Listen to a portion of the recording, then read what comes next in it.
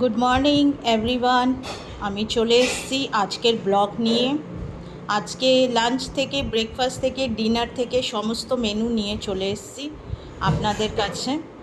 তো আপনারা গরমে সবাই কেমন আছেন? কালকে তো খুব ঝড় হলো, ঝড়ে সবাই ঠিকঠাক আছেন তো? তাহলে আজকের মেনু নিয়ে চলে এসেছি, বিকজ আমার আজ অফিসও যেতে হবে।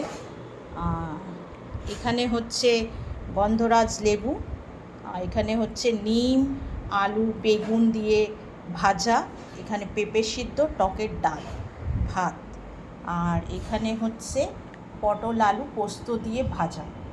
এটা রাতে খাবো, এটা আর অফিসে নিয়ে যাব না, এটা রাতের জন্য। আর এখানে করেছি ডিমের কষা, লাল লাল ডিমের কষা।